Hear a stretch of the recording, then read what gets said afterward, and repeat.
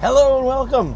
I'm Tim and this is SV Paquita, and I'm going to try something new with these awesome mics. Put my camera on the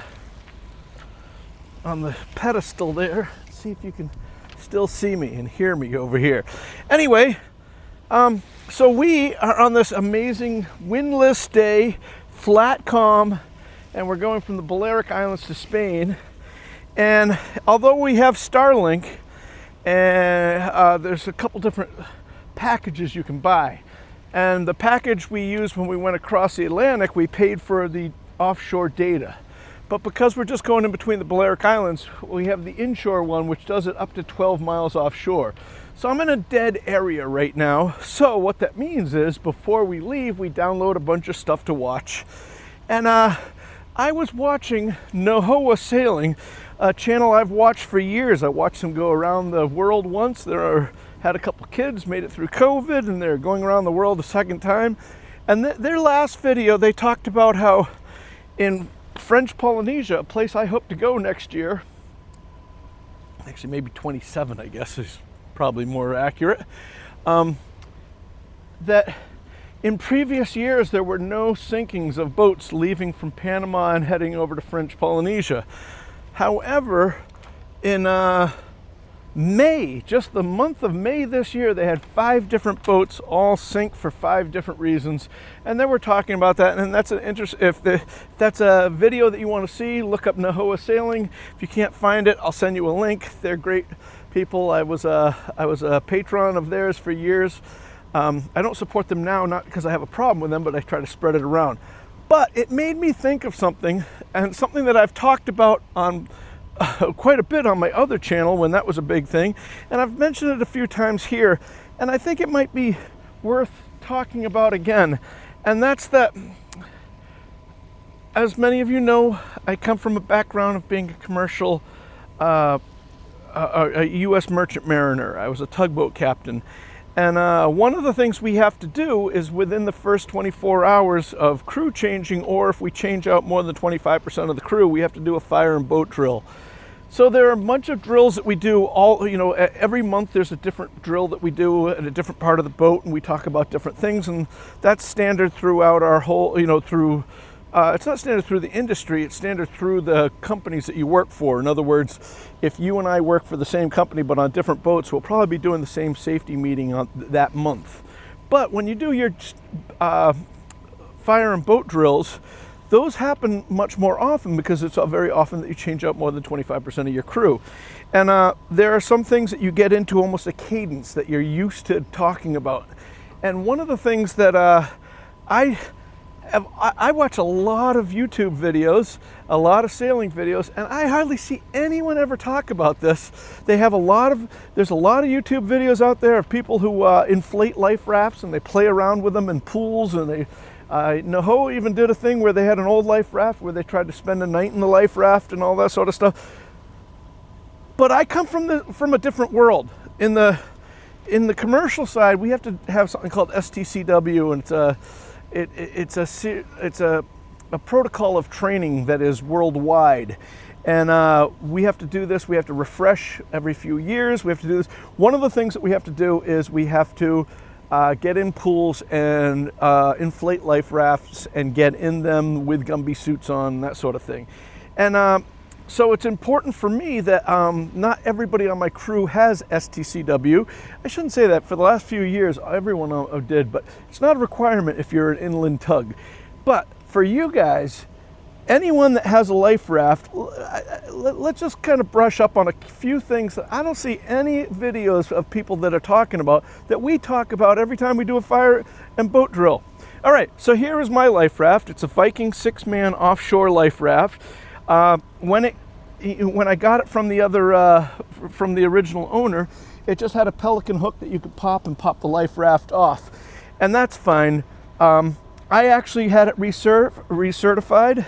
You send it out to get reserviced and all that. I think it was like $1,800 to get that done. And it sucks, but it's kind of like paying insurance, and insurance is kind of like wearing a seatbelt. I don't plan on getting into an accident, but if I am in an accident, I'm going to want the seatbelt on. Same thing with insurance, same thing with a life raft. If you have a big dollar life raft, and if you're going offshore somewhere, and you say, well, it hasn't been inspected, it's been out of, it's still going to work. Yeah, that's really good. But wouldn't it suck if everybody died except you, and you had to live the rest of your life knowing that because you didn't want to spend $1,800, your buddies died, or loved ones, or whatever? Anyway, I actually, when I got it recertified, I brought it back, I put a hydrostatic release on, and there's a couple of things that happen here. Like the hydrostatic release on a sailboat is kind of stupid. I did it because it makes me sleep at night, because it's something that I'm used to. But basically, if the boat was going down, you could pop it, you could pop the pelican hook and throw it off. It's got a weak link attached to the boat so that it won't float away. If the boat sunk, then it will break, and that's what the weak link is for. If the boat sinks, the idea is that when it goes down 3 meters, the hydrostatic release cuts this and it will float away. Now, being underneath the boom, there's a real good chance it's going to get caught up in something and all that. And so that's why usually sailboats don't have hydrostatic releases on them. I say, you know what, if it would suck if you didn't have it and the boat went down and you never were able to launch a life raft. So getting stuck in the rigging is better than never being launched. So that's that. Okay, so let's talk about the life raft. The first thing I like to talk to people about is that, especially with tugboats, God, something just jumped in the water right over here. I haven't seen anything but a whole bunch of jellyfish and some floating debris out here, and something I don't. Oh, look at this! There's a tote in the water, and the water's so clear you can see a whole bunch of little black fish underneath the tote. But anyway, yeah. So the first thing is, I tell everyone on tugboats, the history has shown that rescue crews usually find a half-sunk tugboat before they find people that went into the life raft. And the reason why I'm saying that is that you have this life raft, you want to get in it, you want to get away from the problem and all that.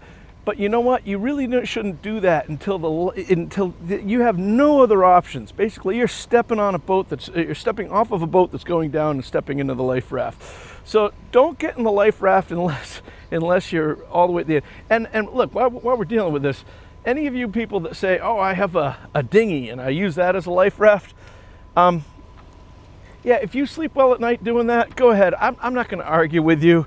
But there's a million reasons why that's really wrong, and you can Google them and figure that out. If not to mention, if you see mine is up on top there, and it's hard to get off and all that sort of stuff. But anyway, let's get back to what happens. You go to launch the life raft. First of all, this thing is super heavy. And we always had it, we have 10-man life rafts. This is a 6 one. We have 10-man ones on the tugboats. And before we had the automatic launchers that you just drop and they roll right off, we would say that nobody, even though you're jacked with adrenaline, you want to throw this thing off, it takes 2 people to throw it off. Because I actually worked for a company, and a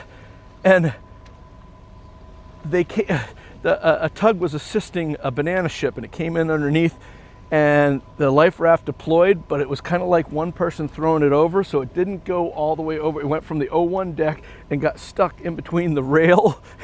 And when it did that, it inflated, and they actually had to pop the life raft to get it out. But anyway, so what I'm trying to tell you is that on a sailboat, unlike tugboats, sailboats should not just sink like a rock. A tugboat will sink in about 30 seconds. A sailboat should take should take a lot longer than that. A sailboat should take a lot longer than that to go. If that's the case, you want to get 2 people and launch the life raft. Remember that the life raft is tied to if it's set up right, it's got a 90-foot painter, and it's tied to the deck, so that it's not going to float away from you. Now, there's one thing that we used to talk about in our safety meetings all the time, that we would talk about how there's one school of thought that says you put the life raft downwind, and that way it's not rough when you step into it. The only problem with that is if you're on fire, you're going to be right where all the fire and all the fumes and smoke and all that's going to go. If you do it upwind and the boat is sinking, you have the possibility of blowing down onto the boat. Now, on tugboats, I always deferred to the mate because the mate was in charge of launching the life raft as the captain was up making all the Mayday calls and that sort of stuff. And so I always deferred to the mate and said, you have to make a call, a judgment call at that time. Don't have it in your mind, it's going to go to this side or that side. It's the side that makes sense. If you're on fire, don't put it off where you're going to be in the where all the smoke goes, because it would be awful if you got in the life raft and then you died because of all the smoke. Anyway, yeah, so before we talk about anything else, I just got to tell you one other thing. If you get in a life raft, this is not like it was even just a few years ago. You should only bring a 406 EPIRB. That's the EPIRB that almost everybody has today. And if you don't have one, before you buy a life raft, you should have an EPIRB. And the EPIRB's the only thing that matters getting on there. People are like, I'm gonna go across an ocean and I'm gonna buy a ditch bag and it's gonna be so fun, and we're gonna load the ditch bag with a radio and we're gonna put water in there and we're gonna put games for the kids and passports and money and all that. None of that matters. If you die, none of it matters. And years ago, before the 406 EPIRB was out, and when we only had 2 SAR satellites that went by, people would be in a life raft for 72 hours or longer. That never happens now. They say 50% of people in life rafts are picked up in about 90 minutes. So even if you're out in the middle of nowhere, you're not going to be in a life raft for days and days. Those days are over. We've got a different technology, all right? So we launched the life raft. Now this is the things that they don't talk about, that I haven't seen any other YouTube channel talk about, and we talk about it all the time in STCW. I don't know about the 6-man life rafts, but for the 10-man life rafts, they say that 90% of the time they're going to inflate right side up. There's a 10% chance that it will inflate upside down. And when you do that, you don't have to panic. Every life raft, I think, but it doesn't matter what size it is, has a strap that goes across the back from one side to the other. And you practice this in the pool. They flip the life raft upside down and everyone's got to go over while they're in a Gumby suit and go over, and you grab the strap, and as you pull it, you get, even if it's a 50-man life raft, you can get up on top of the thing. But remember that there is a cylinder. It's basically, depending on the size of the life raft, it could be as big as a scuba tank or even as big as a great big, acetylene bottle or something like that, but it's filled with CO2. And what you do is you stand on that and you grab that strap and you just lean back, and it doesn't matter. Even a 50-man life raft, you can flip that thing over, and even if the wind's blowing, it works really well. And so you should just know that if you have to launch your life raft and the life raft does go upside down, it's not the end of the world. It happens 10% of the time on bigger rafts, and you can they have stuff in there to flip it over, mainly the straps and the ladders and all that sort of stuff. Then the other thing is, when it's time to get in the life raft on my boat, I always said nobody gets in the life raft until the captain, that would be me, says we all get in together. I don't want 3 people getting in, 2 people left. I go to get in, the 4th man isn't around, I got to go look for the chief. That's not going to happen. We're all going to live together. We're going to die together. You're the captain of your boat. You figure it out on your boat how you guys do it, but that's how it works with me. Once you get in the life raft, remember, I'm used to 10-man life rafts. This is a 6-man life raft, but I think that the logic still applies. The order is that one person climbs in, and if you're in a Gumby suit, and you might say, who has a Gumby suit? Well, you know what? I got 4 of them on here. We crossed the Atlantic, and although the water right now is, I saw 85 degrees. It's usually 84.2 or whatever. I saw 85 degrees. I can't send those Gumby suits back, and I'm going to need them to cross the Atlantic again. So I've got 4 Gumby suits on here, and they're exposure suits. We call them Gumby suits. Anyway, you try to move around with those, and they fill up with water, and it's tough. But anyway, one person gets in the life raft, and it sounds fun. And I can tell you, it's a lot harder than you think. And I got a feeling that a smaller life raft is probably harder than getting in a 25 or 50-man life raft, let alone a 10-man life raft. I'm just saying, the first guy that gets in, he gets in. The second guy comes over and the first guy helps him in. Those two people are now in. They help the third man in, and that third man goes to the other end of the life raft for obvious reasons. You don't want all the weight on one side and that sort of stuff. All right, so now you're in the life raft. There's a couple things that you need to know. One is life rafts are inflated and packed by human beings. Human beings make mistakes. And every life raft that has an enclosure on it, like these offshore ones do, all the windows, all the ports should be all open on all of them. But they might not be. So you, as somebody in command, has to be thinking, if you get in a life raft and all the ports are not open, you need to open those up because it inflated with CO2, and as soon as you put a man in there, they're gonna die. It's not like carbon monoxide where one breath and you die, but they're gonna go in and then they're gonna fall asleep, and the next person's gonna go in and they fall asleep, and you know how that goes. So that's one thing. The next thing that you have to know is that because nobody knows where you're going to be cruising, you could be going up to the Arctic Circle, or you could be in the Med where it's 85 degrees here and it's really hot outside. So because of that, they usually inflate a minimum of 125% of the volume of the life raft. So even if it's very cold, it's still going to fill up with a lot of CO2. Now the problem is if it's if it's 40 degrees and you launch your life raft and it fills up, you take that same amount of gas and you put it here where it might be 90 degrees out here, that's going to be a much bigger volume of gas. So I tell you this because you need to not panic. Everybody is freaking out, especially you as the master has to everybody's looking to you to have all the answers. So have the stuff in your head. The life raft, every life raft out there has blow-off valves, and they're all going to blow off. So you're going to be in the life raft, and it's going to go, psh. No, you didn't spring a leak. It's doing what it's supposed to do, all right? They put pumps in there so you can pump it up later and all that sort of stuff.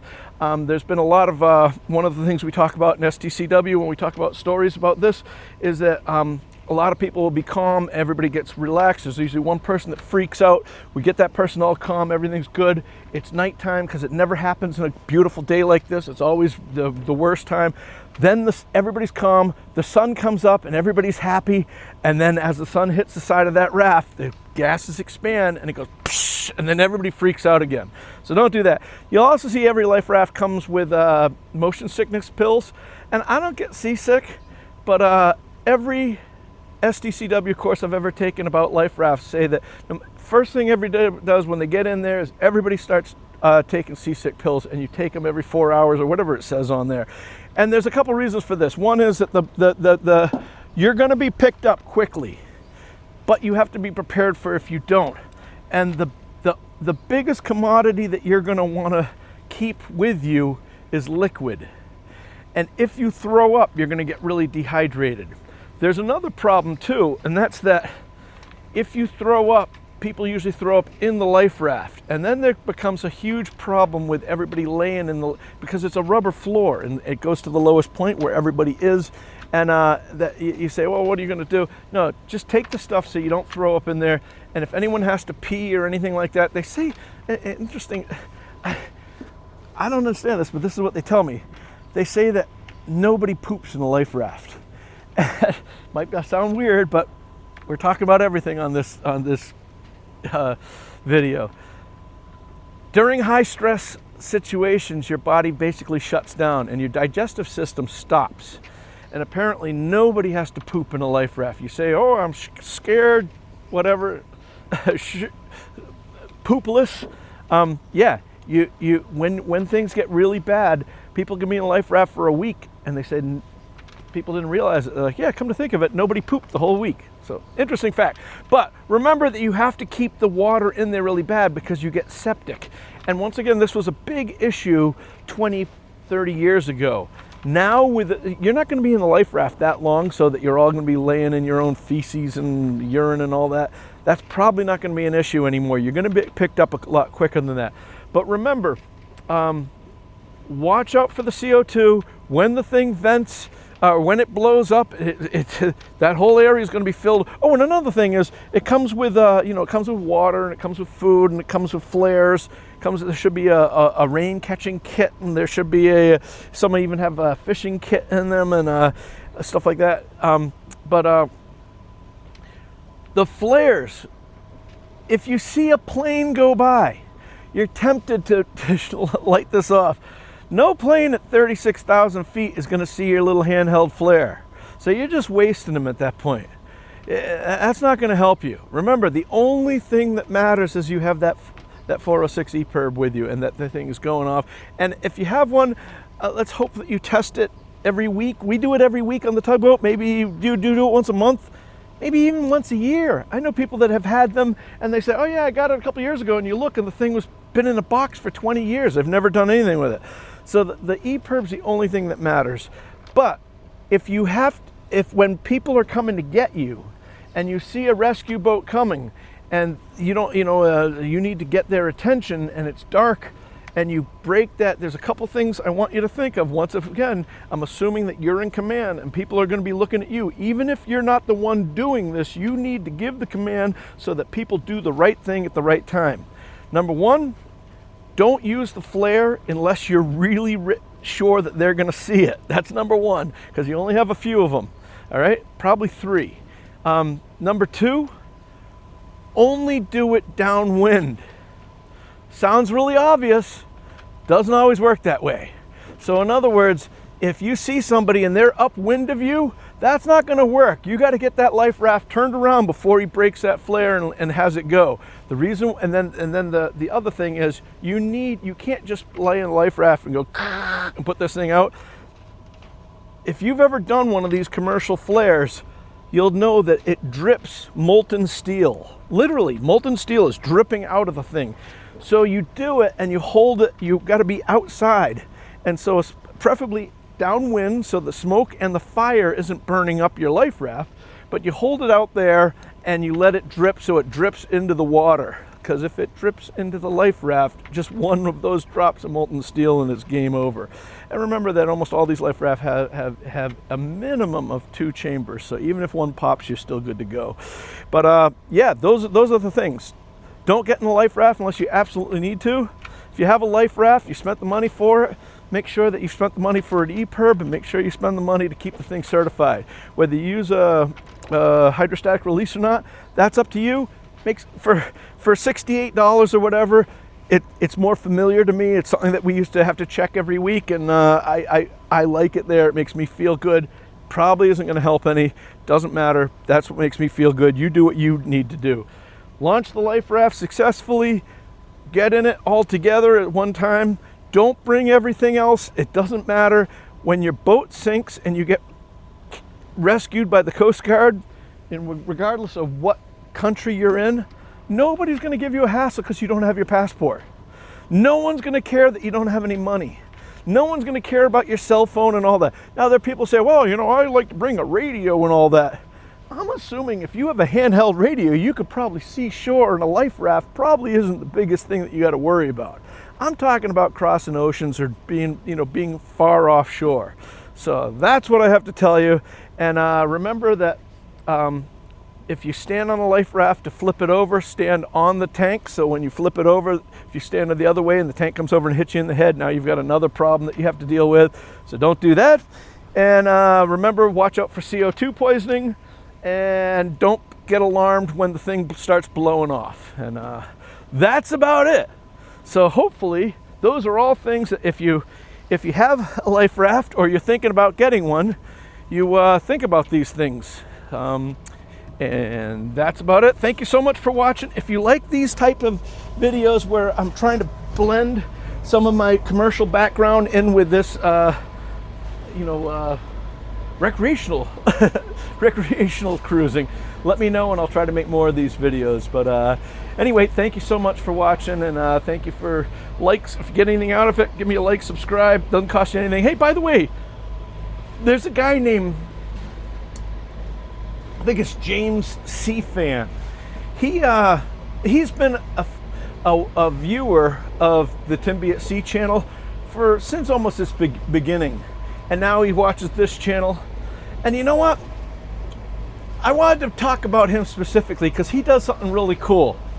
I don't know that he has ever been a member of Patreon or hit the super thanks button. That's totally fine. He understands how the algorithm works. And every video he says, thanks, Tim. And every video I write back. And it sounds really stupid, but I mean, he might, like, for an example, last time I saw him, he watched like 10 of my videos, and 10 times he wrote just thanks, Tim. That's called engagement points, and those really help out my channel a lot.